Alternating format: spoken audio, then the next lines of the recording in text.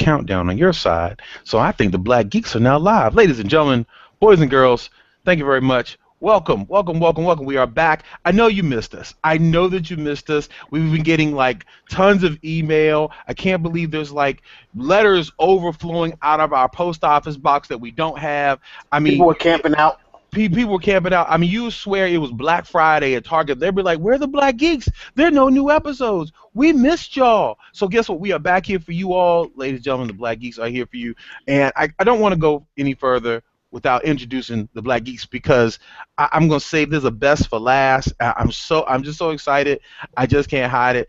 I'm about to lose control, and I think I like it. Okay. I'm sorry. So, ladies and gentlemen, let's walk down the list of Black Geeks. Ladies and gentlemen, we have Darky Coney is hiding out. What's going on, Darky Coney? Hey, what's up, everybody? Yeah, there he is. And there we got the Potbelly Samurai. Yo, what's good? We do have his illustrious Mr. Velvet Rope himself. We got King Face. Hey! Oh! We only got 2 people on here from Jersey for the record. Man, Jersey don't count. You talk about trash in Jersey and New York. There you go. And ladies and gentlemen, last but not least, we want to welcome the newest Black Geek. Ladies and gentlemen, we have the Dark Phoenix. Dark Phoenix, what's happening? Welcome to the Black Geeks. Hi. That's all I got. We have a girl. Being very nice so far, yes. So we're gonna have Dark Phoenix introduce herself in a minute, just to talk about her geek street cred.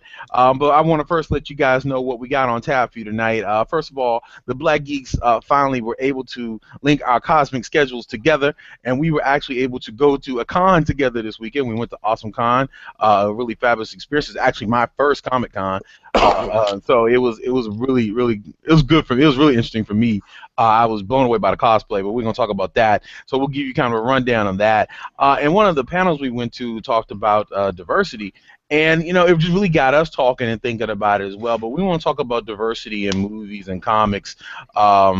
And we really want to kind of share some of our thoughts and engage you guys. You're more than welcome. I hope you guys are going to follow us on Facebook and Twitter. If you're on Twitter, make sure you hashtag TBG Podcast.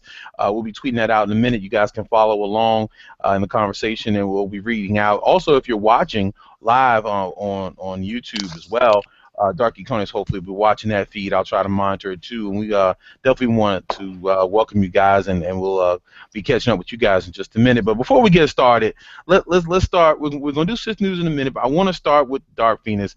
Dark Phoenix, tell the people, why you jumped into the Black Geeks. What's your geek street cred? A lot of stuff, I guess. Okay. Well, I love comic books. I love movies. I love characters. I write. I'm an actress, a writer, and director. I love characters. No. She's still there? Let it go. It's okay. Oh, okay. Bandwidth. Strong badass. And I'm currently looking at The Flash. I love different anime and cartoons. I pretty much am curious about anything and everything. Even if I don't watch it, I know about the spoilers because I'm a spoilers person. So I kind of like knowing about stuff before it actually finishes. Just to know. Welcome to the dark side. The words of the chairman of the board, Geek Soul Brother, who's not here, but I'm going to fulfill his prophecy. Spoilers, baby, spoilers! Yes, I love spoilers because it helps me know if I'm going to be disappointed before I finish something. So I do that we good now. We real good now because I'm always getting gotten on for wanting to know what happened beforehand. I'm like, yo, so how was the book? Like, what happened? Like, what happened? Did the main character die? Do I need to know that? Do I need to prepare myself? Basically, it's not going to stop me from reading it. I'm still going to read it. Exactly. But, I'd like People to know. always are asking me, doesn't that take the thrill out of it? I'm like, no, if it's written well, it shouldn't take the thrill. I must still enjoy the journey. Yeah, enjoy the journey. That's my motto, too. Exactly. High So I five, do right that a here. lot. Just high Yeah, five. air high five. No, no, add me up into the spoilers. Boom. Well, you know, we sometimes we'll provide spoilers to the people, but you know, I know that me personally, I don't like a lot of spoilers. So should I spoil Game of Thrones then? Well, I guess it depends if people going to watch it or not. Whether or not it turn them into a spoiler. So, but Winter came tonight. That's all I'm gonna say. Winter came. I mean, did he smoke a cigarette afterwards? No, but I think everybody watching it probably want to. There was definitely some nerdgasms going on. I'm so watch tonight. I'm so glad Dark Phoenix has gotten the first taste of it, and he didn't come later on. I forgot to warn their little. Wait, you didn't warn her? You didn't warn her? Oh hell! Should I censor myself? No, not at all. Okay. Okay. Okay, look, that's your. I wasn't anyway, but I was just asking to be polite. All right. We know common people, and this is actually pretty tame based on some of the gatherings we've been in. Yeah. Okay. Isn't that right, Dark Phoenix? Yes. All right, so real quick for Dark Phoenix, just like a quick get to know. All right, so pick yours: Star Trek or Star Wars? Star Trek. Buck Rogers or Doctor Who? Doctor Who.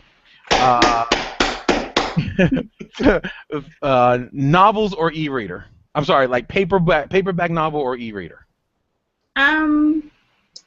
I tend to have a large library, so paperback usually. Even though the newer stuff I've been getting like e-readers, but yeah, paperback mostly. I travel a lot, so audiobooks. I tried to get into them, but sometimes if the narrator's kind of weird, it kind of throws me off.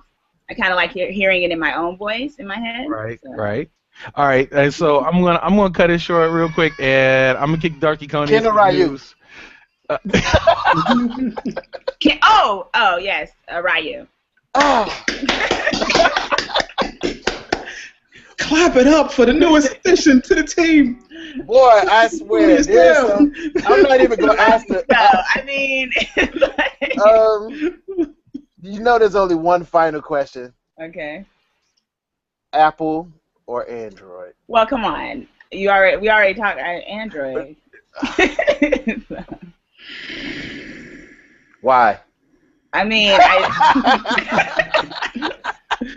See, I feel like I have a chance, and I've been having debates about this in the past week because a lot of my friends have been getting iPhones and things. But I feel like I can be more.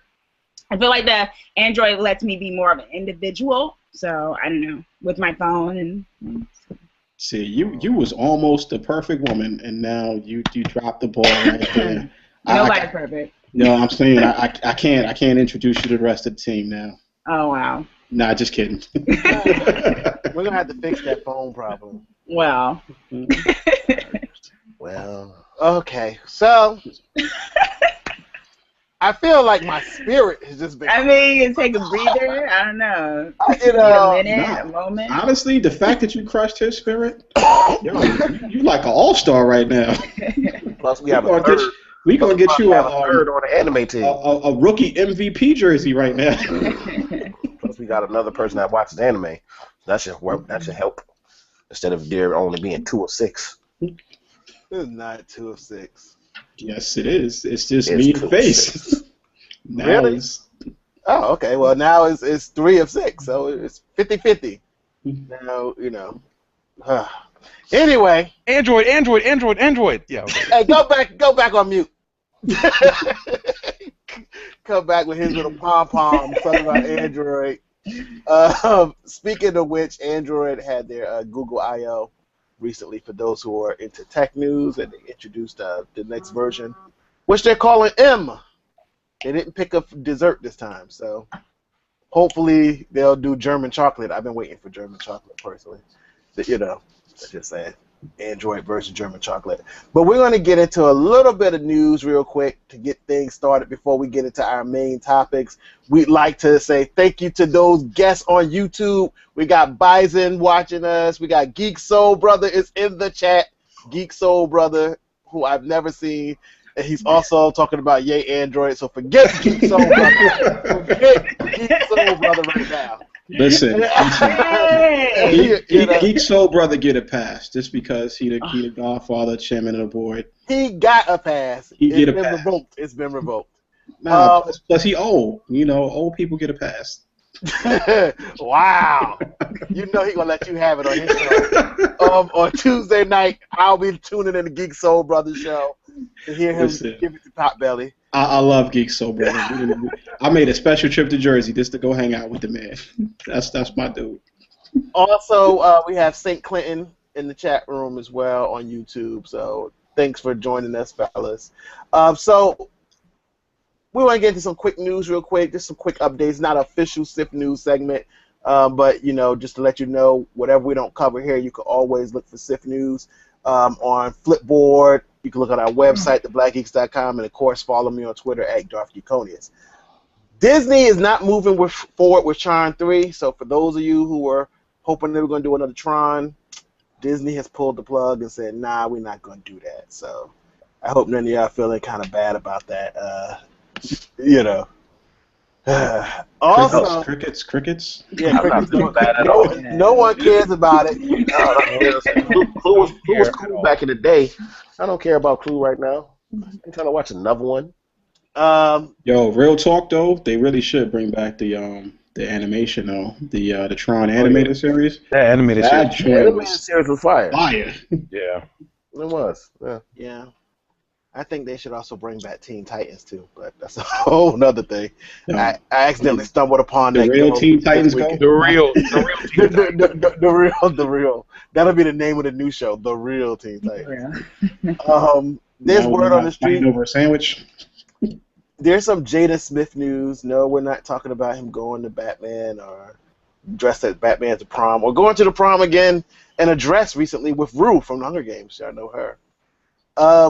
There's a rumor, according to Tyler James Williams. Y'all know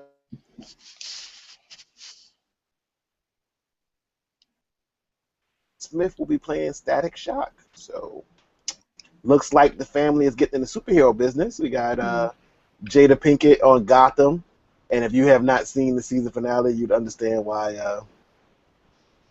It's a damn shame what they did. But anyway, she's not going back, right? She's not going back to the show. She said she was done in an interview, and she Yeah. said that weeks before the She said that a month before the finale. She did say that a couple of months before the finale. Yeah, so she kind of put it out there that Yeah. something's gonna happen. And have you seen the finale? Yeah. That's a damn shame what they did. Yeah, exactly. And of course, you know, Father Will is dead shot in the upcoming Suicide Squad movie. Am I the only one who was not feeling that casting choice? Mhm. I like Will Smith personally. I just, I'll wait for the movie to come out. I ain't gonna You know what? It's just like an article I wrote about when they revealed Jared Leto's Joker. And the whole internet went retarded, went crazy about it. Jared Leto's actually a really good actor. Like, He's great. Yeah, But you know what? They did the same thing with Heath Ledger. And that's what I said in the article. I said after that big steaming pile of crow we all ate last time, it's probably better to sit back and see what happens. Because there's gonna be a lot of people who might be eating crow talking about some. Oh, the Joker. Oh, Deadshot. Oh, look at Harley Quinn. No, I didn't hear that. I was not feeling the way Harley Quinn was looking, but yeah. I'm still having flashbacks to Hancock, so. And you know, some people not feeling Amanda Waller, who, if I remember, they still haven't. Did they already say that it's definitely Viola Davis? Yeah, I think I heard that. Yeah, that she was cast. Yes. Viola Davis to make a gangster Amanda Waller. Because I know put on a fat suit, but I know there was a toss-up between her, and there were some rumors that Oprah might do it. Well, there was a picture of Viola Davis actually on set. Oh, so she did. Yeah. Mhm. Okay. She's in the movie. Viola Davis is an amazing choice. Yeah. How to Get Away with the Suicide Squad. So maybe Jada Smith will be the next person in the family. Actually, have y'all seen Viola Davis and How to Get Away with Murder? Yeah, I started watching it in the beginning of the season. I kind of fell out of it though because I didn't like most of the characters. But But just her performance, if you couldn't see her as Amanda Waller before, watch a few episodes of How to Get Away with Murder, and you will be convinced. Yeah, Bison just confirmed. Yeah, he said Viola's signed and is filming it now. Yeah. Yeah. Yeah. He also said Will is great and y'all suck. Oh. He didn't say that last. He didn't say that last part. I kind of just added that last part. You still feeling bitter? I had to put something on it. Just put a little something on it. Because you don't have a Sith recruitie. You don't have a number two now. Not yet. You still salty? salty? The Sith are patient. We know that. You need a hug? No. No, I'm not volunteering, but I'm just asking if you need your one. benefits package sucks. I'm definitely not switching over. What are you talking about? Package is pretty bad too. How do you leave the Sith? Feet first. Pretty much. If you still have them. Or if they're still actually yours, they might be mechanical.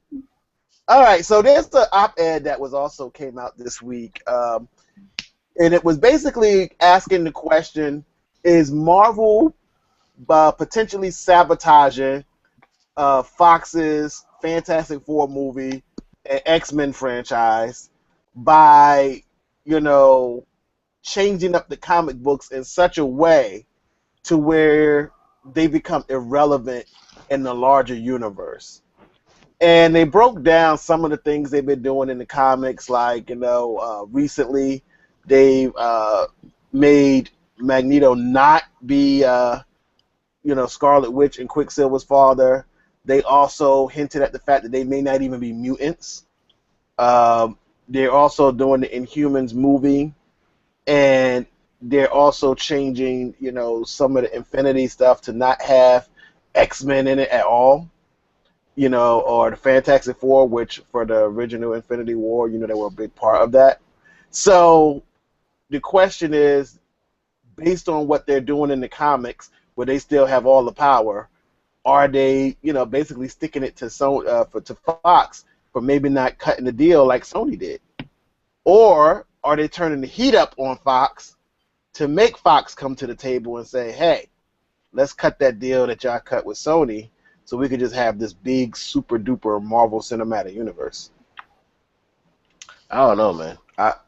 I mean, I've read some of the stuff that they did with the mutants and that whole thing, how it went down during that Axis, the inversion saga, where it came out that, well, perhaps, they kind of, the way they did it, it kind of made it, you can't really argue the point, you're not my dad type ish. And so it was like, where are they going with that?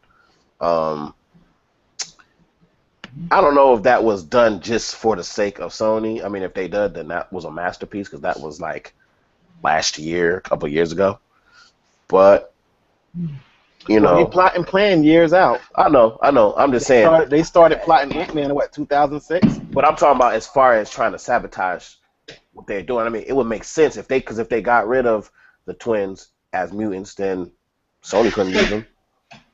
And so that would do that. I mean, I guess, but overall, it is what they need to make a deal anyway. So if that's what they're doing, I hope they keep doing it, because they shouldn't have gave all this stuff away in the first place. But that's a whole other conversation for another day. So they were going broke in the 90s. It was the best thing they knew how to do was license out their characters. Now they got to play the game. Now they got to play a dirty game to get them back. I'm cool with it.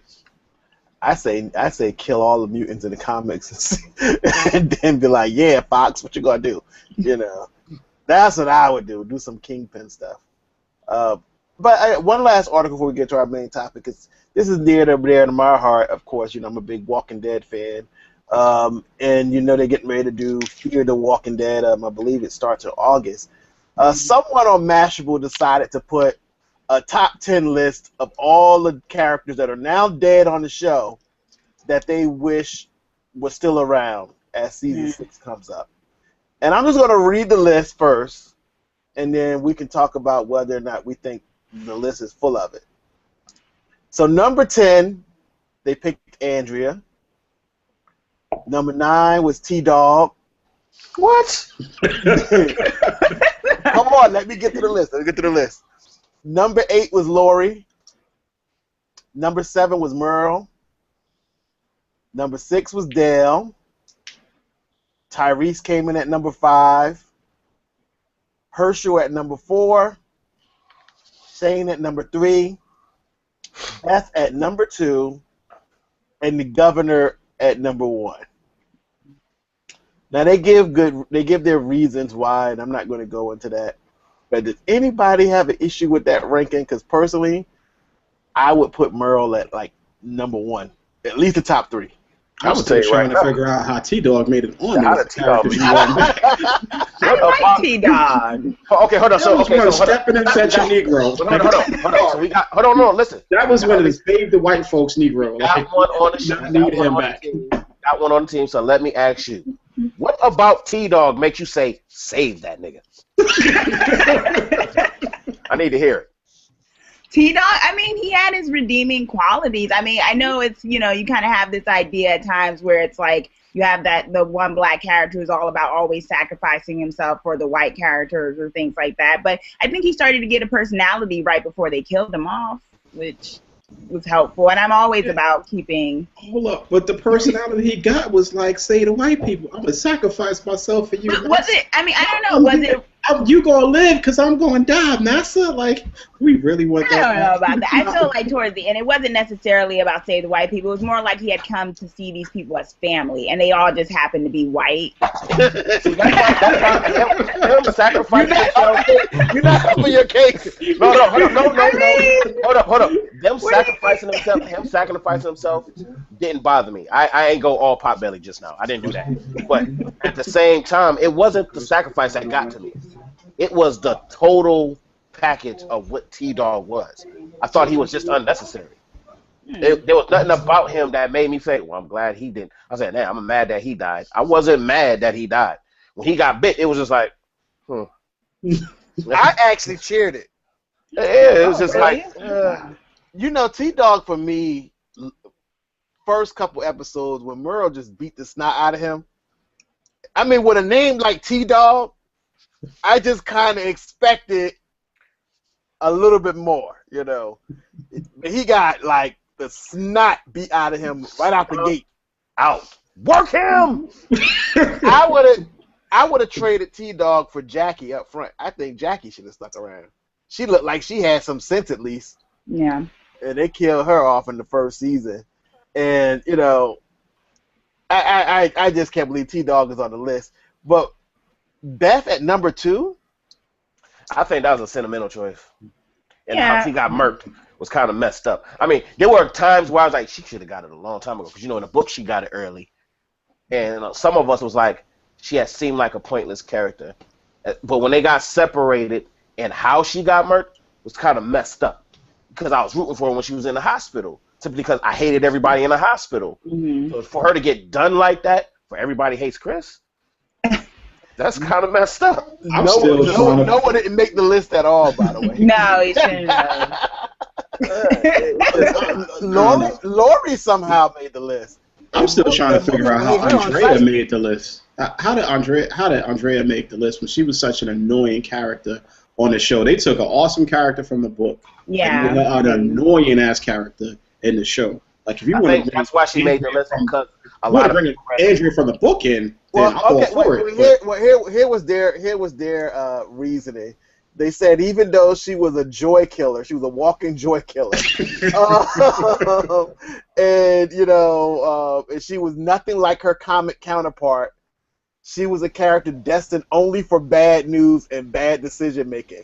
We kind of need someone to root against on the show. So that was their reason. They want somebody to be against. Because people hated Andrea, but everyone really couldn't stand Lori. But real quick, my top 3 would be, no particular order, Merle, Shane, and Lizzie. That little girl was crazy. She could. Lizzie didn't even make the list though. I know, but I'm talking about my list. I think she should have stayed. She could have, you know. She's acting crazier than Carl, which was acting until, you know, Big C made her look at the flowers. All right. So does anybody else want to throw out like their top 3, because we got 2 more topics to cover? So, Potbelly, you want to throw out a list, or? I'm gonna give you 2. I'm gonna say Nah, I'm just gonna give you one, Merle. Let's just bring back Merle. Sugar tits. That's my man right there. King Face, how about you? You got your top 1 to 3? I'm gonna make it unanimous. I think Merle. Wow. I mean, I can't think of no one else that I'm like, oh my God, I wish they were still alive. I think everybody got what they got. I mean, I mean, I'm pretty sure I know who he's gonna say, but Ghost, do you have a preference? Ooh, don't think I didn't see you float on in of who you want to say. Just Merle. I And mean, you can't beat the redneck. I mean, Merle. all right, Inventive. He was funny. all right. Dark Phoenix, do you have a dog in this fight? Yeah, Tyrese. I didn't think she should have. I am Seriously? not alone. Okay, What? so Not that version of Tyrese. I know we got other topics. This is fun. I like having somebody else on the show. Why Tyrese? Why Why? Tyrese? Yeah. I mean, one of the things about Walking Dead is that when someone starts to become something of a moral compass, you kind of know they're on their way out on that show. All the time it happened with Urgel, and one of the things where I was worried about Glenn and things. But I felt like Tyrese, he had these. Well, first of all, the actor is just phenomenal. Maybe I'm just biased for that because he was just such a great actor, and I felt like they could have done a lot more with him. And just like knowing that he was called up and that the actor himself was called up and was told that he was going, and he could have kind of fought for it because Carol was supposed to be killed off a couple of times, but then she. Somehow the writers kept her around and kind of, redid her character or whatnot to like make her more, I guess, badass or whatever. But I thought Tyrese had this, I kind of felt like he had a leading man kind of quality to him, that he could be kind of the contrast to Rick in a way, a little bit more than Daryl is at times for me. He was a good babysitter. He was a good babysitter. I was about to say, like, Tyrese in the show. They had times when he was like all about the baby and blah blah blah. But it was like all the last season. That was like the whole season though. Like in the books, Tyrese was a bruiser. Like he was that dude. But on the show, he was kind of like he was the nanny. It's one of those things where I guess for me, I just look at the writing too, and it's not more so. I don't want the character to suffer for what the writers lagged on. I felt like he had a lot more potential, and they could have worked with that better. Same thing like with Beth. I mean, they, I don't know, they started to kind of bring that about in her, and then, that happened. And in a way, I kind of felt like that about Tito. I felt like if they dropped the ball with him. That's what I felt like. And I felt like if they would have kept him on longer, explored that more, made him more than just a nanny, it would have been very dynamic. Because if you went on like the boards and Tumblr, you saw like when he did die, people were like, oh no. But before that, it was like, yeah, Tyrese needs to go because he's too much of a, wet blanket with things or whatever. But I feel you on the actor. Chad Coleman, I first got introduced to him on The Wire. And like he is a fantastic actor. And I just felt like they did him a disservice. Yeah, no. And they did the character a disservice. I agree with you on that one. But just based on the merits of the character itself, I can't co-sign on that. Like if we're going on just the character itself and not the potential, then maybe you shouldn't. But I think given what the potential of it, I felt like he could have stayed on. I respect that.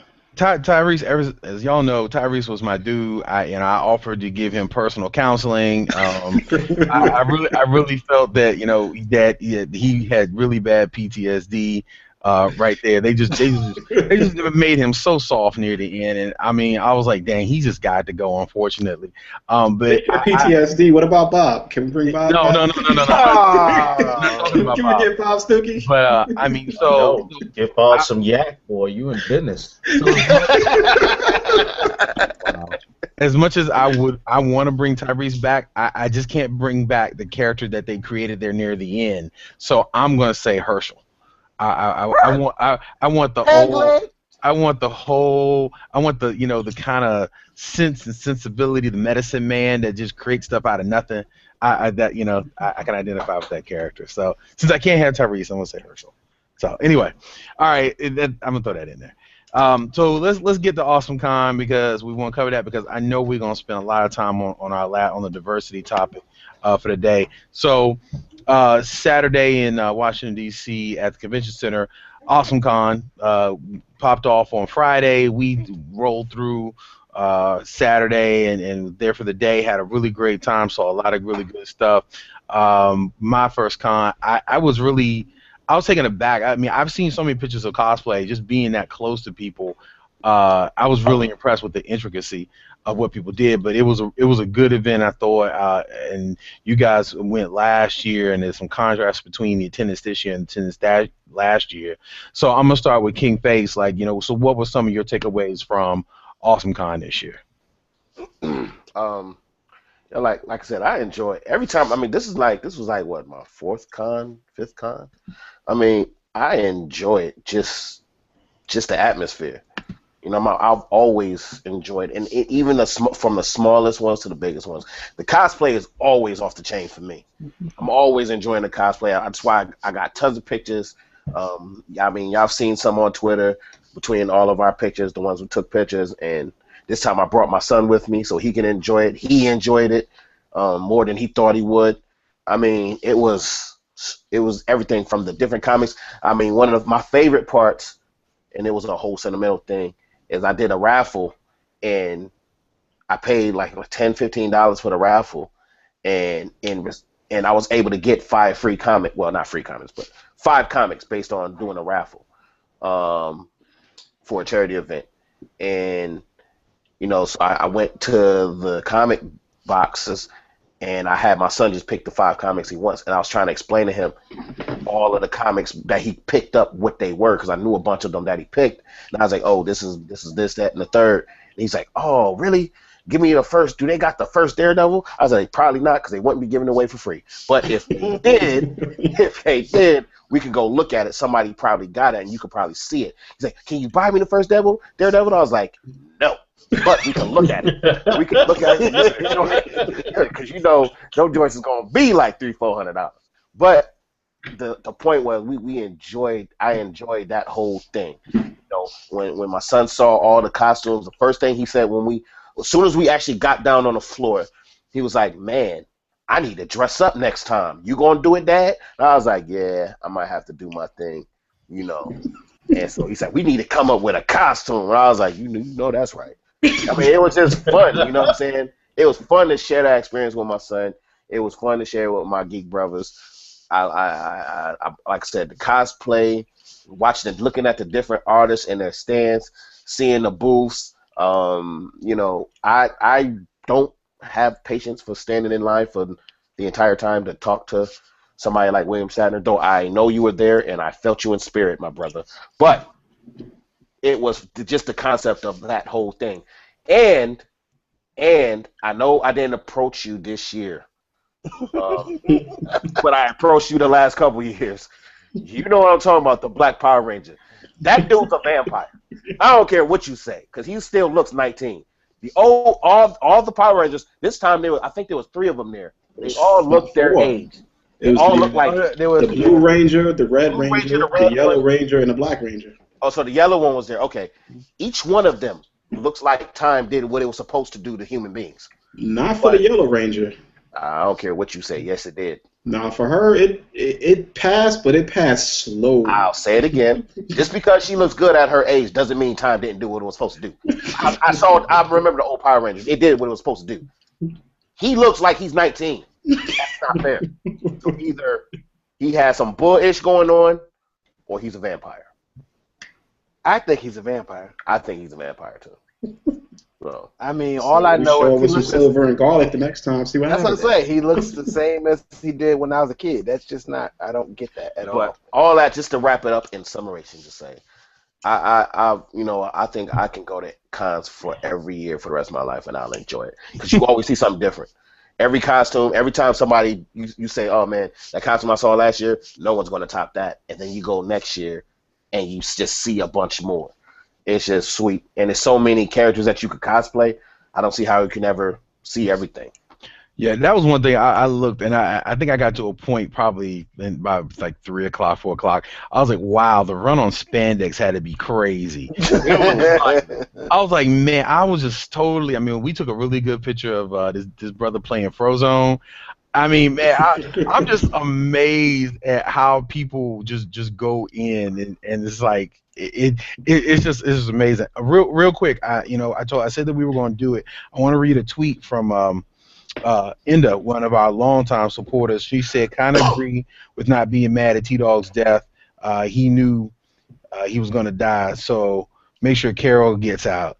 And she also said, stop watching the show around third season. But my top deaths would have been Sophia, Merrill, and Herschel. They should wait. Forgot about Tyrese. Switch him for Herschel. So, but I definitely want to read Inda. She's always been a big supporter of us. So, thanks, Inda. Glad you're checking out the show. Over to the Potbelly Samurai. So, yeah, I was amazed at, I mean, just the number of vendors, man. Like, I didn't, I mean, you always know there are going to be vendors there, but man, it was just like, there was just so much. I mean, from comic books to T-shirts to, I'll just say artifacts to statues, man. I mean, it was aside from the cosplay, just it offered so very much. Like, what were some of your favorite parts of the day? I mean, like Face, to be honest with you, man, I just love being in the environment, just being in the atmosphere and soaking it all up. I think my first Comic Con was like years and years and years ago, New York Comic Con, and that was easy at the time because I lived in New York. Back home, just hop on the train, go up there, and this was before it was as huge as it is now, where you just can't get tickets to it. And then when I moved down here and we all started linking up, I took Face to his first joint, Katsicon, down at the National Harbor, and to just be around so many like-minded people and just really enjoying the experience of being out there, meeting with the artists. As content creators, it's always a lot of fun to hook up with other artists and to share stories and get tips and ideas and to see, what they're doing and ways that you can collaborate, maybe cross promote and, mixed up brands a little bit. So like that whole process, that whole artistic process is phenomenal. Plus the cosplay, I'm a big fan. Big fan of the cosplay. We're all getting together to go down to Dragon Con in Atlanta Labor Day weekend, and at this point, I'm asking for suggestions. I didn't hit up everybody. Everybody probably got mad at me at this point because I ain't accept nobody's suggestions yet. I was just about to say, don't even open the floor for suggestions. What to do for cosplay, but I'm still putting it out there. Like I thought about going as Juggernaut possibly, but. It's one of those things. Like I was talking to my brother. I haven't seen that, by the way. I have not seen anybody as Juggernaut. Yeah, I'm thinking about doing Juggernaut. Maybe if I can make it work. I'm gonna throw that in real quick. I had one that I thought about because I said I was trying to go with the bald head theme, so you wouldn't have to wear too much hair. So, if you could keep with that arm blast workout you're doing, you could do Balrog from Street Fighter. Balrog. Here you go. I was thinking about that. Either that or you could be the Hamburglar. Whoa. You know what? I'm gonna go as Grimace. But, you laughing? That could be an awesome cosplay. Costume Grimace. It's just gonna be too hot. I know. It's kind of funny when you look at the cons. Like I was talking to my brother-in-law earlier. My brother-in-law is a big-time geek. He's a member on his side. He comes on the show every now and again. But when I was talking, he actually lives in Atlanta. I'm talking to him about going to Dragon Con. I'm talking to him about doing cosplay, and he's just like, "Yo, if you come in cosplay, I'm gonna take a picture and I'm gonna basically clown you for the rest of your life." And I'm sitting there like, "Dude, you're a freaking geek. Like, we do all kinds of stuff together, but you're gonna clown me for wearing cosplay. Whereas you go to the con, everybody's in cosplay, and you basically in your tribe amongst your people. Yeah, cosplay is like you're like celebrities when you're, Exactly. So it's that atmosphere, being in that atmosphere when everybody's having fun. It's not pretentious. I mean, you see people wearing stuff that they literally ain't got no business wearing. Like we done seen everything from the petite to the super plus size Harley Quinn. But I'm not knocking the super plus size Harley Quinn because she's doing her thing. She's out there. She put herself out there. This is what she enjoys doing, and I'm celebrating her and all her sexiness. You know, this do it. I love you, baby. Do your thing. You know, and that's cosplay. But even on that note, just to flip the script, I was shocked to see the dude that was in Harley Quinn. I mean, and that was funny. It was funny, but it was actually a good outfit. I mean, he actually worked it, and it was actually surprising because that made me really think about it. It's really about being the character that you most admire, that you want to emulate, you know, and even if you go outside of your gender, you know, because that dude, I mean, he obviously put some time into that costume. Dude, his costume was sick. Like, he was actually real sick. He was one of the best Harley Quinns in there. He was actually one of the best Harley Quinns in the place. He really was, and that was incredibly. That was just a shock. I'm gonna go to Dark Geekonius. Geekonius, you know, the other element that I want to talk about, you know, I'm trying to bring the different elements that we saw there outside of the panels, and Potbelly kind of mentioned it, was the artist row. I mean, I didn't expect to see that, but that was just incredible. I thought that was just a great opportunity for artists to not only display their work and display their talent, but they were actually creating right there on site, and you could see, you know, what they did. And I mean, that's just really great when you think about it. It's not just about the commercialism. It's not just about, you know, them making money, but it's about actually highlighting artists, highlighting writers, highlighting authors, and even you know, we saw some people who do web series and screenplays. You know, so I mean, just it's amazing the different elements that it really brought. What do you think? What were your takeaways from AwesomeCon yesterday? You know, one of the big things for me, it was amazing that we bumped into people, because this is literally like my third con, I want to say. And what I liked was we actually had our cards this time, and we would bump into people who would be like, "Oh yeah, I follow you on Twitter already." Yeah, that was crazy. Wow. And that was like, that's crazy. It was like, you know, kind of like out of body, and you know, we met up with the Nerd Element. We saw Natty. You know, we bumped into the two-thirds of the three Black Geeks, you know. So it was really... And Duke. Don't forget Duke. Oh, yeah, and Duke. Oh, yeah, we ran into Duke. Yeah, he's normally watching the show and comment, and we bumped into him. You know, so that was really a good experience for me. I also really enjoyed seeing the families. There was a family who... You know, pushing the stroller, and he had a little one next to him, and you know, the man and the woman, I don't know if they were husband and wife or whatnot, but they didn't really do like a real big cosplay, but everybody at least had Jedi robes on. You know, I can forgive them for the Jedi robes, but it was cool to see. You know, we also saw another family where, you know, they were basically all Sith except one. You know, so it was just cool just seeing the whole family involved, seeing people that we talk to on Twitter and people who follow us. That was the biggest thing for me. This was also the first time I went to a panel, and I did enjoy the panels I went to. You know, some more than others, but you know, I want to do more of those in the future, and hopefully we can actually host some panels. That would be great. That'd be great. So if you're listening, Dragon Con people and New York Comic Con people, because that's where we're headed to rest of this year. Please do. Absolutely. So that's our take on AwesomeCon. Make sure we're gonna be posting pictures up. We got a lot of stuff in our Twitter feed. We're also gonna be putting stuff up in our Instagram feed as well. So and you can get all those links. You can go right over to the www.theblackgeeks.com, and all those links and information will be over there. So make sure you check it out. So one of the things we want to talk about on today's show, our main topic, is we want to talk about diversity in comics.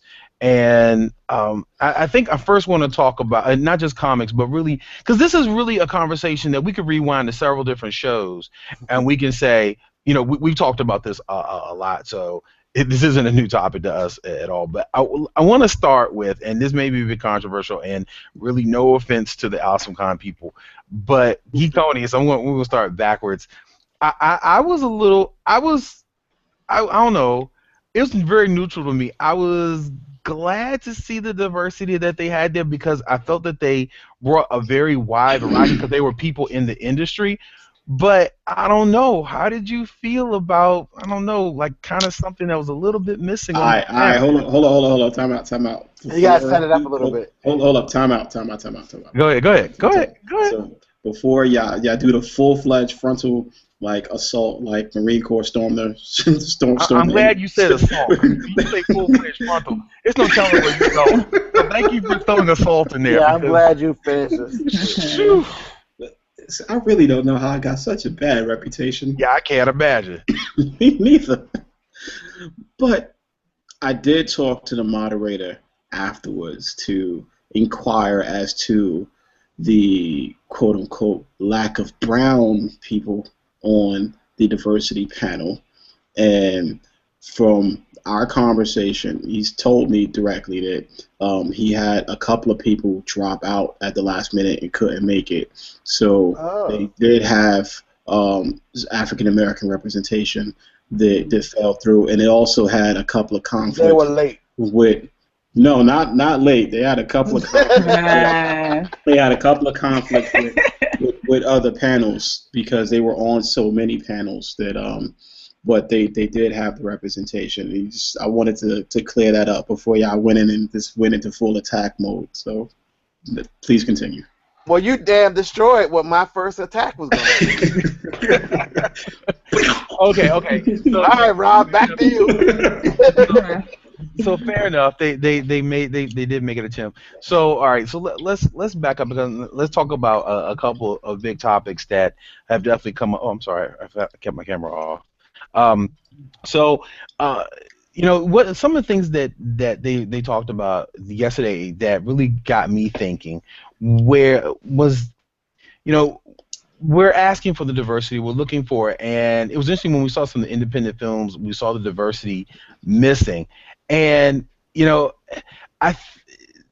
me start with King Face. Do you feel, King Face, that at this point they're just not, that the people who are making the films aren't valuing what we can, that we're the consumers, we're the ones buying it, that we're the ones buying the product, or is it that you think that they're just in their own world, they're making what they're most comfortable with?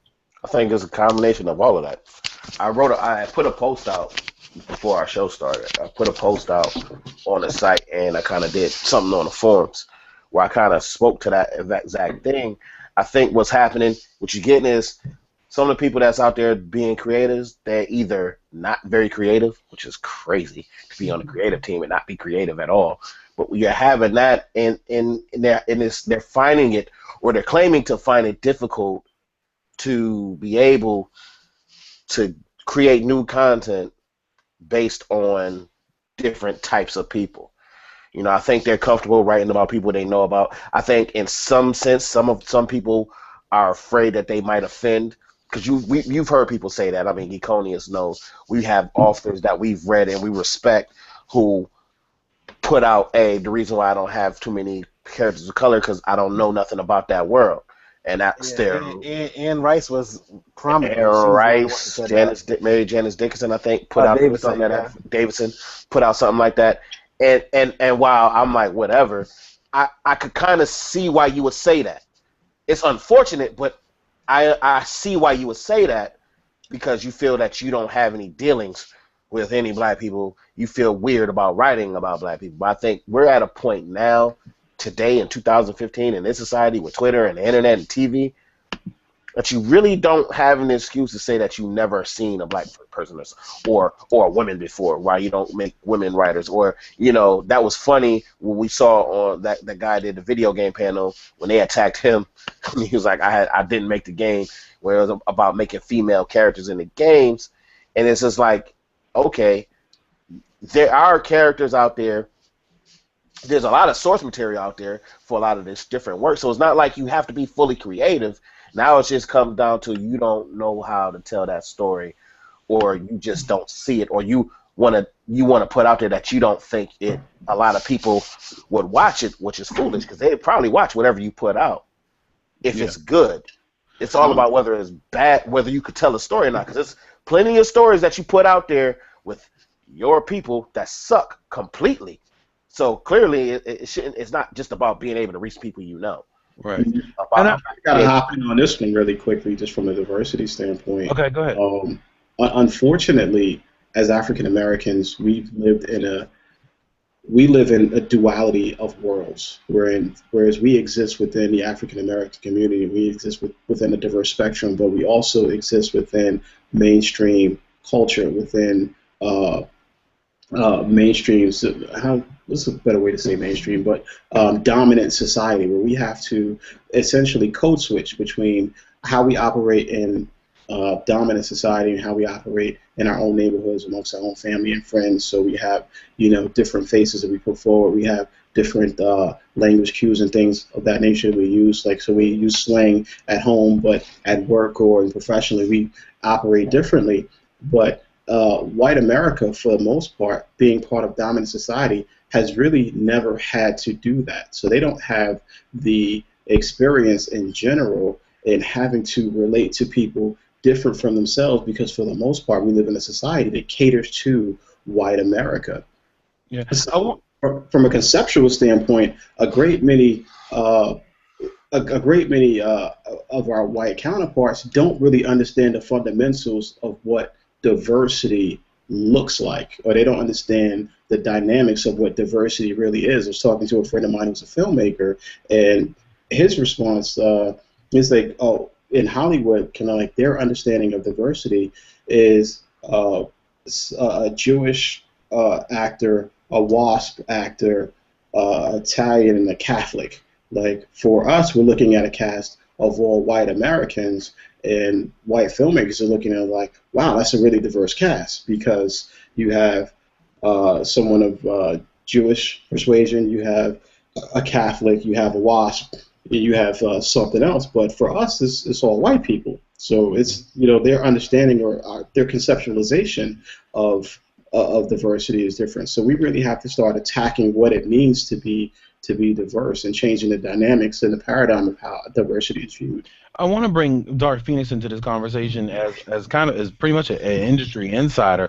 I mean, from your experience out there as an actress and with also being a writer. I mean, is it out there? Are the stories are you getting casting sheets? Are you seeing casting sheets out there where there are casting for African American women? Is the work out there, or are the people who are writing and producing, are they just not writing the content for people of color? I think it's a mixture, like what was said earlier. I think what you have is people. Well, first of all, I just wanted to address the whole thing where people say, like, I don't write for certain characters because I don't know anything about them, or I don't know anything about black people, or I don't know anything about women. I think that's a problematic standpoint right there, because it's this idea that someone who is of another race is somehow some sort of alien species or something. Like, there's this idea, like, I don't talk about, I don't write about this character because I don't know, but they're human. And it's like it's kind of like, where does that come from? Do you not see them as someone who can have similar experiences as yourself? That or that you group them all in having the same kind of experiences, and that they're only one type of person, as though we're a monolithic kind of race of people, which of course we know is not the case. For one, I know for myself, one of the reasons why I started writing was because I felt that there was a lack of chances in particular for African American women to be seen as like a leading character, and not just the trope of the black best friend or the sassy best friend, or the one who talks about all their who's there for their white counterpart but never seems to have their own kind of life outside of that. And I think what you have in Hollywood, and I have various nicknames for Hollywood. I call it Holly racist, Holly prejudice, things like that on a regular basis, because you always one of the things is that there's the good old boys club that happens there, the old guard, in a way, of people who have been there for years. They know each other, they hire each other, they hire their friends, and a lot of the times it's the same kind of people with the same kind of viewpoint for what kind of stories they think will sell. and that's usually from a white male perspective. And that's kind of what you and it's the thing that if they did start to accept that people of other races and everything could be people who could produce like blockbuster films, and we already know this is the case, but if they actually admitted that, they'd have to start hiring more people like that. And then when you have to start hiring more people like that behind the scenes, is the question of like, where am I in power anymore? And I think there's a question of power there as well. Because it's like, good old boys club. I know this person. I can talk to this person about what I want to be. I don't have to be PC in the room with, with if there's a woman there or if there's a person of another race. But if suddenly we have to hire, someone of another race or whatever, now suddenly I can't make that joke I always make, or I can't talk about the thing that I find important. We actually have to care about other people of, other races and things. And it's very frustrating. Because one of the things you wonder is like, should I just start making my own content most of the time, which is something we should do. But at the same time, it's like we should also hold those accountable who expect us to pay, $12 for a movie ticket to go see a so-called mainstream show.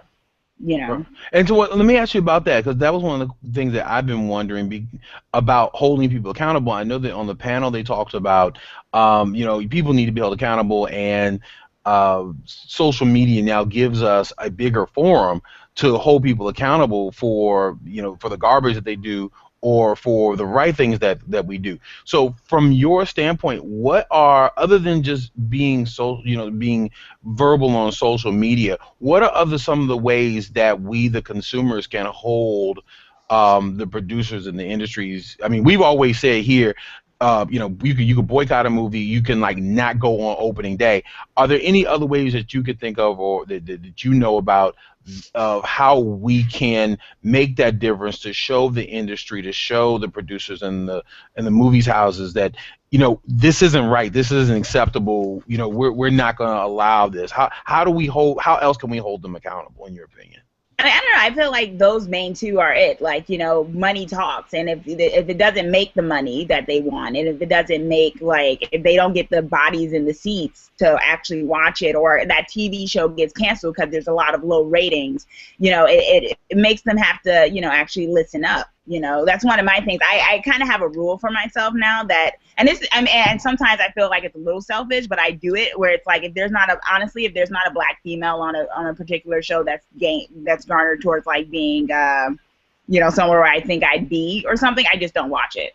Because I just feel like there's so many shows I could be watching, so little time that I'm just like, okay, there's not enough of people who represent me on there, so I'm going to pay attention to the ones that do.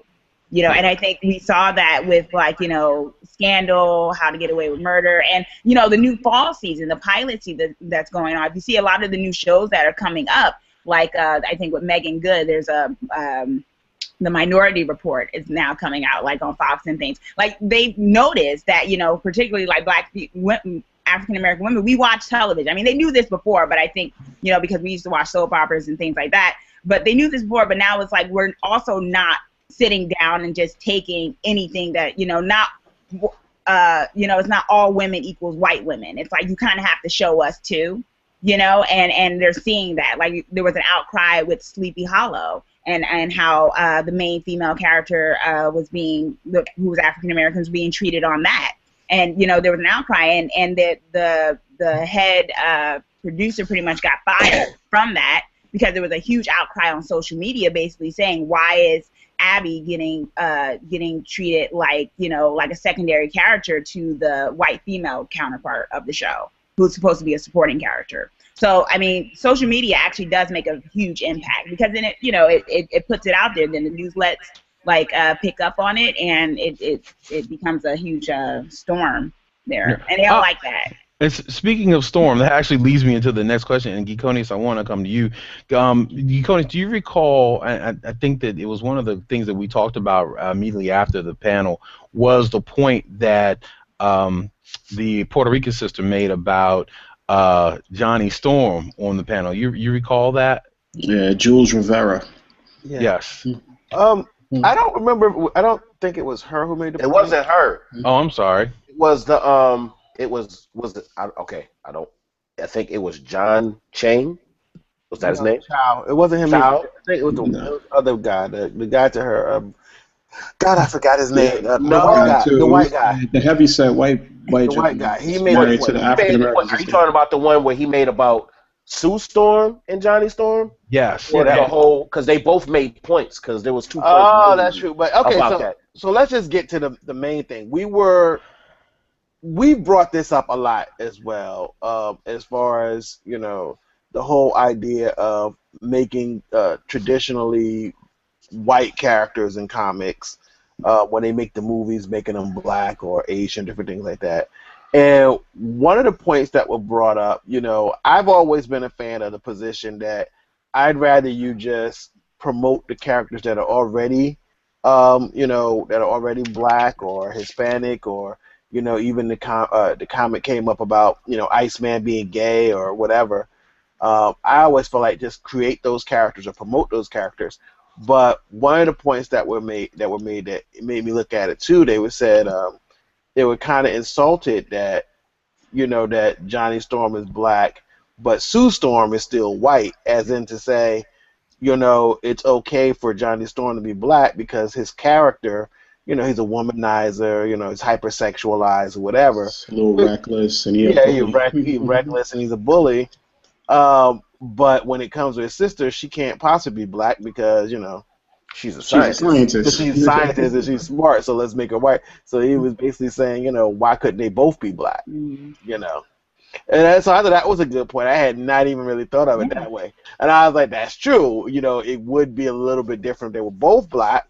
But he was saying that basically you highlight the problem of, the racist ideals. I mean, some can even counter with that with saying, well, Johnny Storm's father in this version is black and he's the scientist that pulled it all together. So, but it was just some good points to be had all around about diversity. And here on the Black Geeks, heck, the reason why we even created the Black Geeks is because we felt like we're just not represented on this front. As far as the Black Geeks is concerned, we look at, not to throw any of these guys under the bus, because I listen to them, I watch them like every day, I read them like every day, but like IGN, Nerdist, Engadget, some of the big names in geek culture tech industry, there's not a lot of us walking around. Now, granted, Nerdist and IGN are now leading with women, white women, but women nonetheless. And it's like, so we created the Black Geeks, and just like I'm certain Geek Soul Brother who's out there, Three Black Geeks, Black Girl Nerds, all the other blurred community that we link up with, all of us in varying degrees got into this for this very reason. So not only are we not seeing ourselves in the media that we consume, but the people who talk about it, the people who give, there are Black Geeks who want to tell you why we like NVIDIA graphics cards over AMD graphics cards, but no one's out there. I haven't seen them. I mean, we really got to start to change the conversation, to change the dynamics of the conversation about how we discuss diversity in race, and we have to, both push that in the content development side, as well as continue to push that in social media, and apply pressure, or continue to apply pressure to mainstream audiences, because based on conversations that I've had with people in the industry, and Dark Phoenix's comment about Holly, Holly racist, like that was actually pretty cool. At the end of the day, the way they see diversity and the way diversity exists in the real world is totally different. Like, having different variations of white people on the screen and calling that diversity is not diversity, but that's the way Hollywood sees it in a great many ways. You have a white guy, you have a white Jewish guy, you have a white woman, and you have a gay dude who's also white, and that's a diverse cast in Hollywood. And as people of color, we look at that and go like, okay, so where's the diversity? Because for them that is diverse. For us, it's like, okay, that's just more of the same. So how do we impact that paradigm? Like, what steps do we take? And I believe everybody's touched on this. I think Phoenix touched on this last with regard to speaking with your dollars. I mean, stop supporting industries, stop supporting content that doesn't represent and/or support you, and start putting your money, start putting your efforts into things that represent who you are, and or more importantly, who you want to be, what you want to see. I mean, if you think about it, one of the reasons why the black community was so strong prior to desegregation is because we were forced to rely on each other. You know, you still had your welfare mothers and you still had your drug addicts in the black community, but you also had doctors, lawyers, judges, politicians, plumbers, tradesmen, all of that right there in your community. You know, the dollar that was invested in that community circulated 100 times before it left the community. Now, a dollar spent in the black community circulates 4 times if we're fortunate. You know, whereas that's not the same in other communities. We have to go back to that same way of thinking, that we invest in ourselves, we invest in our communities, we invest in each other as content producers and as content providers. And, you know, what we're doing here with the Blur Collective is, you know, first start creating our own content, as we're doing here as Geek Soul, Brother Nerd Element, Luminous, so many others that we're connected to, you know, Three Black Geeks, all these guys. That's, you know, really the first step of, you know, changing that discussion. Honestly, I don't think we'd be getting a Black Panther movie so soon if, you know, the comic book and Blur community hadn't stepped up and blown up Twitter, blown up Facebook, really start putting out there like, yo, how are you doing at Avengers with no Black Panther? You know, You know what? only like 5. We were literally like 5, less than 10 issues into the original Avengers before Black Panther showed up. Like, now we didn't had, you know, several Captain America and Avengers movies and still didn't get a Black Panther. So like that outrage, that outcry from our community to say, okay, so what's going on? Where's Black Panther? And that constant, even down to the Black Geeks. So, you know, what was our tagline for the longest? Still waiting for that Black Panther movie. Hey, You know, they didn't give us Black Panther, but we did see Wakanda. Stop whining. We gotta know. We didn't actually see. Yeah, I was gonna say no. We didn't actually see. We heard Wakanda. We Right. heard it, and there was a couple of references to it. But Yeah. But, you know, we've got the Black Panther cast and Chadwick Boseman. You know, Black Panther movie was coming out 2017. I mean, we wouldn't have gotten this far so fast if we really hadn't to start putting, you know, our, you know, muscle behind, you know, our frustration. That's what we got to continue to do. And I I'll want to. get off stage now.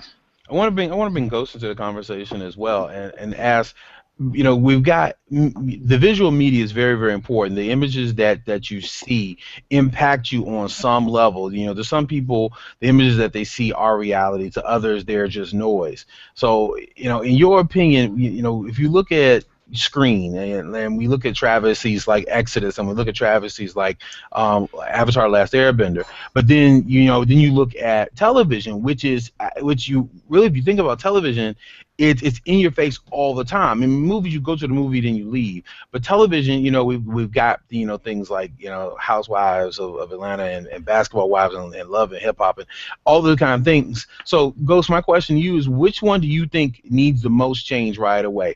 Do you think that, you know, the presence of, you know, the diversity in the film industry, or you think television? Where does it need to change, like right now, right away? It's kind of crazy. I think the big screen is where we need to be seen more. We watch TV every day, and we're on TV, but unfortunately, we're in the reality TV. You know, they want to say, oh well, you know, you got this show and you got this show, and they want to show all the weird, negative, you know, any kind of controversial nonsense that they could find. Whereas in movies, it gives us a better role. And you know, what comes to mind right away is like Hancock. You know, here we had a black male doing this superhero thing, and it turned out to be a really decent movie. The only problem I really see with the movie industry is that we're casting the same people on a regular basis. We're not looking for new talent, and I just sort of y'all. I know all y'all. We all sort of Mad Max. Um, Aboriginal people didn't exist. They were gone. It seemed. I don't understand. I think we need to be seen more in damn in the movies and in the big screen, because we are there. We have actors. Yeah, I want to jump back to Dark Phoenix for a second. Kind of going off the television question. I was, I'm not a big fan of reality show. I don't watch much reality television at all. There's a new show coming out. I don't know if you're familiar with it, but it's based in Atlanta, and it's about women who own hair shops. And like the trailers I saw, I was, on the one hand, when I see it, I'm like, wow, we have, and again, this is my jaded perspective. Here we have, 5 black women who own their own shops, who work their way up, they're entrepreneurial, but yet when you watch, so I'm already in like, wow, this could be really positive, but then they put the spin on it. And all you see is the negativity and the fighting and the women kind of tearing each other down. How do you feel that impacts the perception of black women, in on the small screen? It's one of those things where it's like the problem with like picking whether or not an image is negative or positive. It's one of those things like if we had more images, if we had more diversity in our images, we wouldn't have to point out the one and be like, look, another one of these that's that's showing us in a negative light. Because my personal opinion is I don't watch television and movies to get some sort of moral compass of the way I should be as a black woman, or how society necessarily needs to see me totally as like a black woman, because it's more like we're not a monolithic group. It's there's diversity there. There's truth in certain portrayals of different ones. Sometimes you have women that's like this, sometimes you have women like that. But if we got it to the point of where the problem is, which is we don't have enough of us on there, we don't have enough of those diverse images, we wouldn't have to feel this need to, I feel like, pick and choose when it's like, well, here's another negative one. If we had like, well, for every, I guess, got her name on Scandal, but like for every Scandal Kerry Washington character, trying to say her, Liv, for Olivia, you might have, Kerry Washington, but like, for her particular character, for every Olivia, you have like maybe the Cookie of Empire or something like that, which some people think is problematic, but then you have Olivia, who's kind of like a different end of the spectrum, and I'm fine with both of those because it's like good, we have a variety to pick from that different women can identify with. The problem is when it comes to showing us on screen, it's like, well, does this represent you? It's like I hate having to watch shows where it's like, is this the representation of my whole group here? And that's not the case for us. Sometimes we watch, shows and things because we're genuinely entertained, and we shouldn't have to always watch it feel like it's a PSA announcement or something, for black women. Like, this is how everyone should view us today. Like, I enjoy different kind of characters. I enjoy the ratchet to the. Well, I mean, the ratchet ones are only annoying to me because I think it's extra. I've known ratchet folks, and they don't act that extra. I feel like you could find some truth in all of it, though. I've met them, But the point I was trying to make, though, is, because a lot of people crapped on Scandal, and I felt like I was one of the only ones. Like, why are you tripping? I love her character on Scandal. What are you talking about? Well, she shouldn't have to do. Like, man, shut up. What are you talking about? Like, because she doing what she does. Like, people do that. You know what I'm saying? People do that. So don't act like it don't happen. Let me say, when it comes to that, though, because, I remember I got into a big thing with a good friend of mine over Tyler Perry. And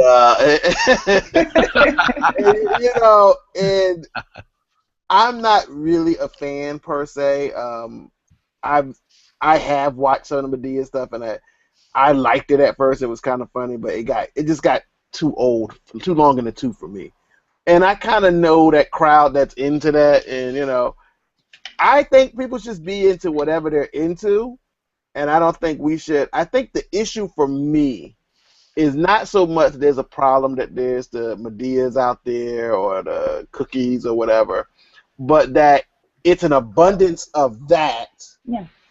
and not some of the other stuff too. Mhm. Like for instance, I was a big fan of Blackish. I thought Blackish is a really good show.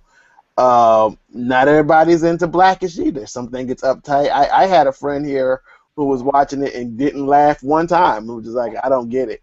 And I was like, huh? You're kind of like intellectual. I just thought you would like it.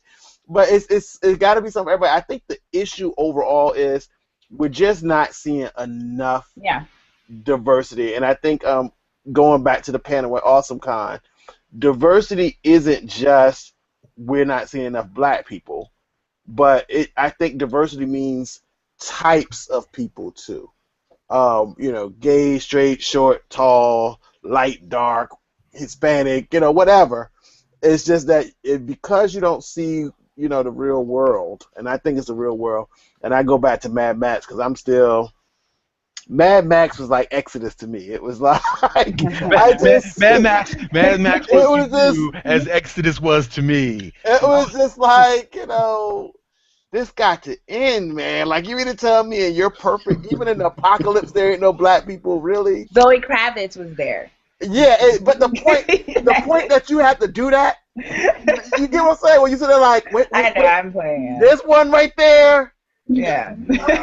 We had this long Twitter debate. One black friend or token. Oh, We had this, wait a minute. Whoa, y'all forgot. There was the one Aboriginal in his dream.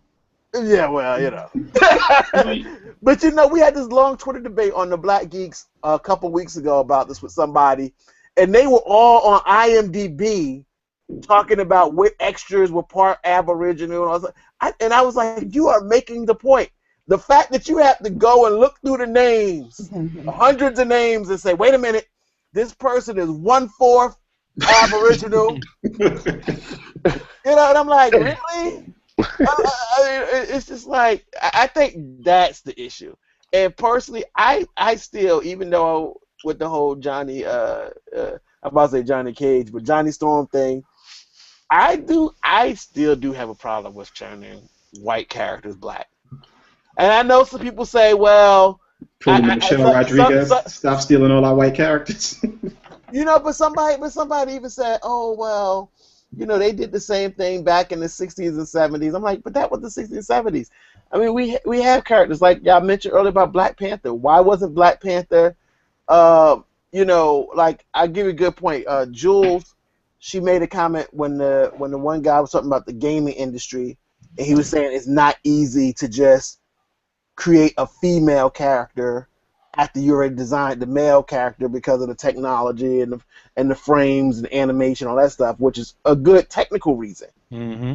And she countered with, like, before you even got to the game design part, there was a conscious decision to not put women in that game. It's the same thing. It's like we now getting the Black Panther. They're now doing a Captain Marvel and all that stuff. But when they were developing this thing, when they first said in 2006, well, we want to do Ant-Man, and then they was like, oh, Ant-Man may not work, who we got, let's do Iron Man. No one said, so we're going to form the Avengers. One of these movies got to be the Black Panther because he's one of the Avengers. It was like, let's one do of the originals. And one of the originals. It was like, they were just like, let's do all these movies, and now that people complaining, oh, we better throw the Black Panther in there. It's just like. But it goes back to the point that you're making. It goes back to the point that Dark Phoenix was making. And I think the point that overall everybody's making here. We tired. Not just tired, but sick and tired. Until we get so much content where it doesn't matter if you have Medea on one end of the spectrum and Blackish on the other end of the spectrum. Like, I forget who said it, but it was in reference to basketball. We need to get to a point in basketball where we can have a black coach who's just a bad coach and not the bad black coach that gets fired. Like, it's just, he's just a coach. You know, he's not the black coach. He's not the bad black coach. He's just the coach. And we need to get to the point like that in our media content where, you know, it's just, you know, these are just the characters because there's so much representation. It doesn't really matter. I think basketball is all pretty much at that point. But wait, let me ask you something on the flip side of that. I mean, if you look at where we are in society, where the racial tension is only growing, it's only building. So, I mean, is there some correlation in your opinion? Is there some correlation between what we see in films in terms of the thinking and what's happening in society, or are they really operating on two completely different planes of reality? They're definitely operating on two different planes of reality because it's like Phoenix pointed out earlier, and based on conversation that I've had with, you know, friends of mine in the industry, you know, it's an old boys club, you know, and it's they put out the content that they're comfortable with. They put out the content they feel like they can sell or that appeals to a certain audience is going to generate, you know, a certain amount of return, you know, first weekend in the box office. And a lot of the consideration is not really paid to diversity or diverse audiences. It's mathematical equations with bias built into it. You know, you have systematic bias in the way folks approach it. No, let's keep it real. This is going full circle. Biden's been talking about it in the chat. So is St. Clinton. Geek Soul Brother, he's talking about it on Twitter. It really boils down to dollars and cents. At the end of the day, just like Dark Phoenix opened up earlier, it's all dollars and cents. And let's be reality, we're 13% of the population. You know, white people make up 67%, and then there's everybody else. And then when you go overseas, you're talking about markets like China, where being white is a big deal. And they're the next fastest growing economy. In fact, I was watching Vice News, and they was doing a report that they actually hire white people to sell products in China because just to be seen with a white person is a big deal. So when you look at all the money out there, and you look at the guys who are making the films, you're going to hedge your bets on that 67% population. Hold up, do white folks still represent 67%? Yes, but you know that's a crazy. But the point is, it comes down to a dollar cents and who's spending the money, who's not spending the money, and when you go back into the big thing, you know, like Bison was bringing up, we're not really supporting things like we should be supporting things. I mean, let's be honest. You know, how many people will go see a movie or go rent a video or whatever just because it's black people or minority in it, or not go see stuff because there are no black people or minorities in it? How many people are that firm on it? You know, you got some people who stick to their guns, but you got content. You see people there who got their own comics, who put their own anime, who put their own materials for it. You can look at it on Twitter. You see people all the time trying to hustle. Look, I create this comic book, and people don't even retweet. I mean, just amongst the blurred community. You know, I ain't gonna name no names. I'm not gonna put nobody on blast. But just among those of us who are doing this, who are like saying, "Hey, we need to get the blurred name out there," we're not even in lockstep. And we're the ones who are doing this because we say we need to have more diversity in this industry. And we're all putting forward this cause in our own little way, and we're not even in lockstep. And it's crazy because when you think about it, there should be, truth be told, and I'm putting it out there, this is kind of like a challenge. So y'all can quote me on Twitter. I do what y'all want to do. There should be no reason why a black artist, whether he's or he or she, you know, or a comic book creator, movie creator, whatever, if they come to one of us, they should have technically come to all of us. If we're not doing that, we're not even practicing what we're preaching. Because if a comic artist reached out to the Black Geeks right now, it should be they came to us but they also came to every other blurred outlet at the same time. Until we get our act together, we're just going to be a microcosm of what's already going in the larger black community, because we spend something like $13 trillion to be 13% of the population. Yes, sir. You know, if we just did that, and just said, you know what, one blurred group promote something, all blurred groups promote it. If we just did that, we could make change. Because they would know. If we all said, you know what, we're not going to go see Mad Max because, you know, they don't care about us. That movie. If we all shut it down, we could make a significant statement. Even if we don't hurt their pockets, we would get a trending on Twitter that would get major news outlets to pay attention, and you would get the word out. Because there are people listening on Twitter. I tweet the CEO of T-Mobile every time something go wrong. And he responds. I got his executive office. This, you know, you'd be surprised who's listening on Twitter. You know, but we gotta practice what we preach. And you know, and like Bison just said, begging Marvel and Warner Brothers getting old. It is getting old. Keep begging them to do stuff when technically, as a community, we have enough wealth and enough know-how to put our own stuff forward and be quite successful. We did. But if I said the Black Geeks is making a TV show or a comic or something, how many of y'all gonna support that? Yeah, and that's You know, I'm not even gonna get to the technical logistics of trying to get a tweet noticed in this day and age. You know, I definitely have come to some realities and understand Twitter a little bit better. But the time is getting late. What I want to do is, well, first of all, just kind of capping on what Darth Geekoni has said.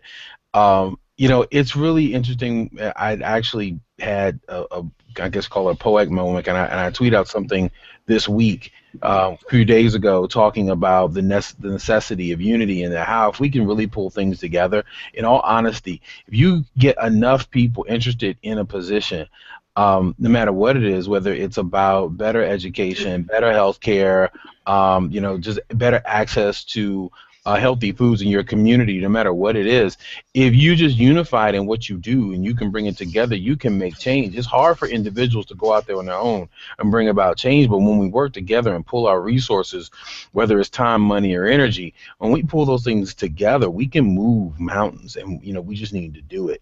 So what I want to do now, I want to just go down, you know, the dais here and just give everyone, you know, closing comments to talk about, you know, whatever it is about diversity that hasn't been said in this conversation, or you know, just closing thoughts. And I'm going to use the way my screen is, and I'm going to go in and start with Geekonius, and I'm going to end with Dark Phoenix. Give her the last word. So Geekonius, closing thoughts on the diversity topic. Let's stop doing a lot of talking and start doing a lot more doing. Yes. Potbelly Samurai.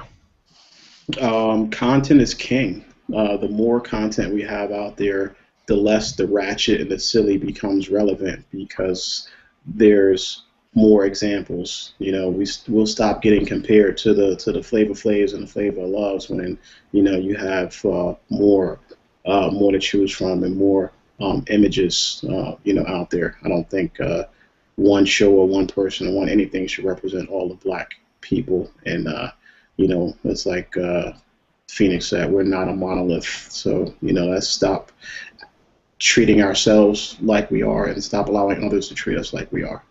Yeah. Two random thoughts on that. First of all, you came close to one of my favorite songs ever. Knowledge is King, Kumo D. I was like, oh, you know, yeah, that was, you know, that was a mad crazy song.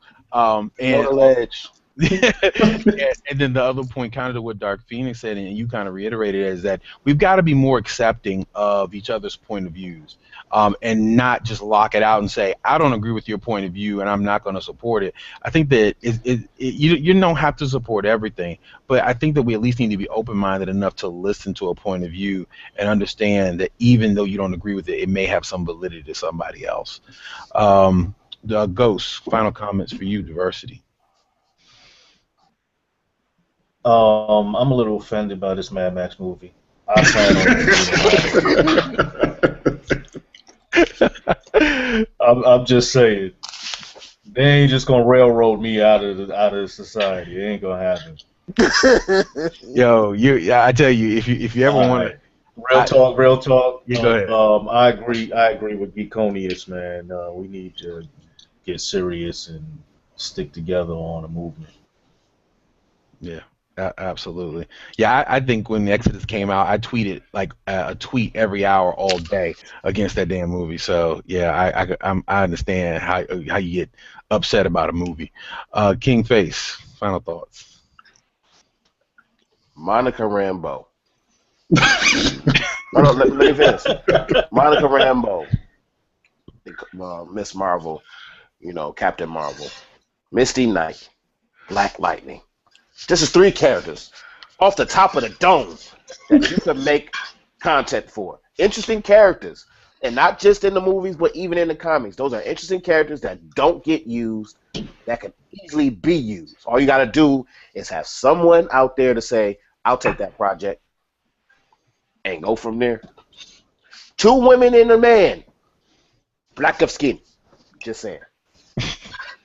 Thank you. And last but not least, Dark Phoenix bringing up the rear. Yeah, I would just say what we were saying about creating our own content and having unity. But the one thing I do want to say is that, what was being said about the idea that, at the end of the day, dollars, make sense and things like that. I think we also have to understand it's like a chicken or egg kind of thing when you think about it, because the idea that,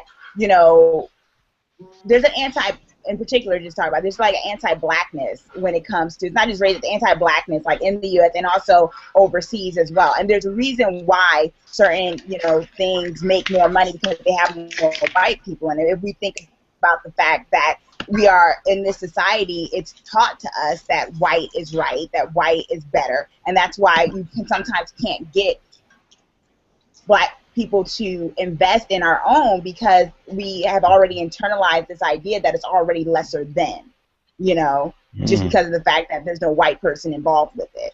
It's like, oh, there's no white, we don't think it outright, consciously, but it's been embedded in us to think it's not legit until with black comedians and things like, oh, when are you going to cross over to mainstream?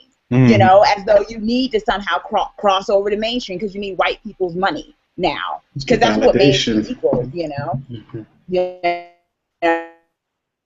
So I mean, I think it's just of a lot from when it comes to the idea of why we can't get this, more diversity from people who don't want to give it to us, too. Right. So, yeah.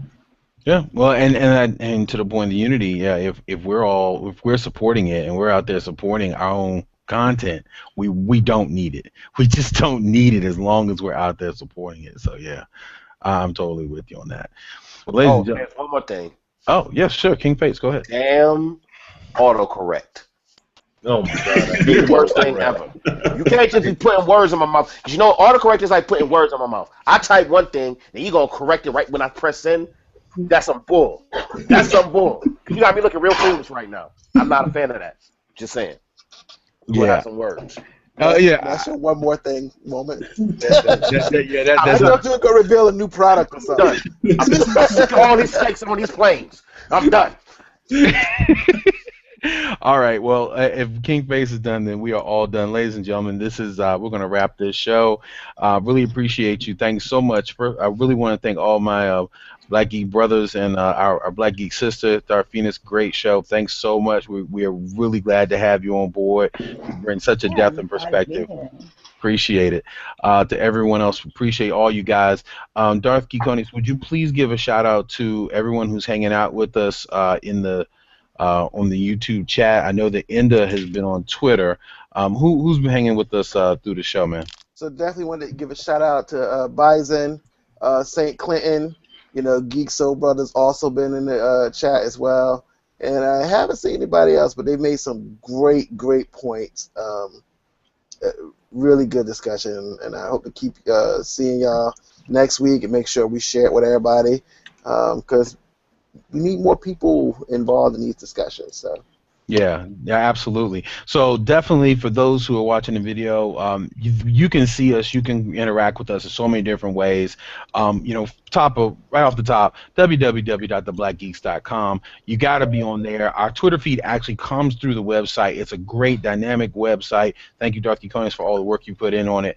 And it's full of so much geeky infotainment information. I mean, you just really need to be watching And we it. have a forum too. We have a. Don't forget to mention the forums. People can continue the Hey, can I do my thing? Can I do my thing? Oh, Can my bad. My bad. My bad. and let me do my thing. You know, Okay? it's the shield. God. Always so bad. It's the Kryptonian in me. It's the Kryptonian. Lay on the ground. Put a seatbelt in that TIE fighter. Yeah, seatbelt, buckle you in for a second. Jeez. In addition, there's a forum on our website where you can read about so many different things that we talk about, from offbeat stuff to comics to news to movies to television. And it's a great way to interact with the Black Geeks and just follow the stuff over time. I know me personally, I'm talking about Injustice, and I'm on, I think I'm on edition 4, but I think in the forum I'm on 2, but because I'm giving a little bit of lag. But anyway, but definitely it's really cool how to interact with us there. So also you can go and check us out at on Twitter at the Black Geeks. You can go to Facebook at the Black Geeks. You can go to Google Plus on the Black Geeks. You can go to Instagram. Is it Black Geeks on Instagram too? The Black Geeks, and we're also on Tumblr. And on Tumblr and on YouTube is the Black Geeks 42. So you can see all our stuff there, but you can that's all linked through the website www.blackgeeks.com. We're all over the place. And you can find Darth Konis on Tinder at the chocolate covered Ron Burgundy.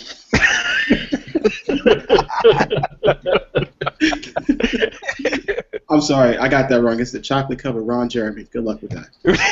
Oh wow, Burgundy and Jeremy, yo, that's I don't even want to know where that one was going. I think Darth Konis, I think it's time for you to press the button, dude. I think it's time for you to press the button. I think it's time to press the button. Press that button, homeboy. Press that button. Press that button. Press that button. Press that button. Don't stop. Get it. Press that button. Press that button. Press that button. Press that button. End the show. End the show. Thank y'all. We'll see you next week. Peace. Press the button, Konis. Get it. Press the button, dude. Press the button. It's an outro. You messing it up. Yo, he's gone. What happened to Darth Konis? He can't press the button. We can't stop the show. It's like a runaway freight train. You know, don't get us. It's after midnight. You know, man, and it's hot. I'm about to come out of a shirt or something here. Listen, man, we don't want to see that. Stop him. I'm sorry. Press the button. Okay, yes. That's right. I can't. That's right. I'm sorry. Dark Phoenix on there. Oh, wow. This is going to be interesting. Oh, I can kill it now. Okay, so I'm going to kill the show. Oh, no. I'm going to kill the whole thing. Okay, this is interesting. Dark Konis actually dropped. And he actually dropped. And so I can have. Hey, you know what this is? Sure. What is this? This is Fate again. Remember how last time Fate was the camera wanted me to be all over the place? Only I was able to be seen. So y'all try to shut it down. This is Fate saying the revolution will not be televised and it can't be stopped. Yeah. So what I was going to talk about, well, technically, yo, dude, go on and talk about it. I actually have no way to shut me down because I was thinking about it. I was like. Oh, wait a minute. Thank you. And I got my finger on the button. You know what I'm saying? He tried to stop me. Did it again. Really? You want to do that 12-year-old stuff now? So basically, what I was going to talk about was I am almost caught up on Conversion. Secret Wars Conversion. I'm almost caught up on that joint. And I will be putting a full account of what I think on the forum. I know Bison started one like on the 18th about what we think about Secret Wars compared to Conversions. But now that enough content has come out, because I wanted to wait until more content, more of the comics came out. I think Secret Wars is on the 3rd book, and Convergence is on book 8, along with a lot of side stories. I'm almost caught up with Convergence. Convergence seemed to have more content at this moment in time than Secret Wars do at this point. But I will be going in because I want to put in my 2 cents on that. Well, I'm gonna tell you, I think I'm 4 editions or 5 editions in. I'm gonna tell you, convergence is really like that. And thing is that I recognize my ignorance, not being a comic book head, but what's happened so far, and I told you a piece of it that was like, oh my gosh, that's just like absolutely amazing. Um, and I don't want to ruin it for anybody, but there's some really interesting things that happen in conversion. So, yeah, it's definitely like that. So, okay, so here's the deal. Here's the deal, folks. You always just got to roll with the technical issue. So, I cannot stop this train. Okay, the only way we're gonna stop this train is if Denzel Washington is airlifted onto this train and finds a way to stop it. So what y'all are gonna have to do is just leave the show. I'm gonna have to ask you to please gather your belongings. Items do tend to shift while we are in flight, and I'm gonna have to ask all of you all to leave the show in an orderly fashion, please. So if you could, up at the top of your screens is a little red foam thing. If you would please just press that. If there are no people, there's no show. So if you could just hang up, this show will come to an abrupt end. I don't want to hang up. No justice, I know you, no peace. I know. I realize that this is something special that's about to happen here. I realize that, and so I know. All right, so I'm gonna hang up. All right, so we all hang up on the count of 3. Okay, first of all, I'm not hanging up on the count of 3. I'm gonna wait till all of y'all are gone, and I promise. All right, so the rest of us will hang up on the count of 3. Yes, everybody hang It's called up. team unity. You can't be a team if you don't trust each other. You're absolutely right. That's Okay, right. so I need all of y'all to hang up on the count of 3. Count of Okay. 3. Okay, and it's not on 3. It's 3 and then. Okay, 3 Okay. and then. All All right. right. So here we go.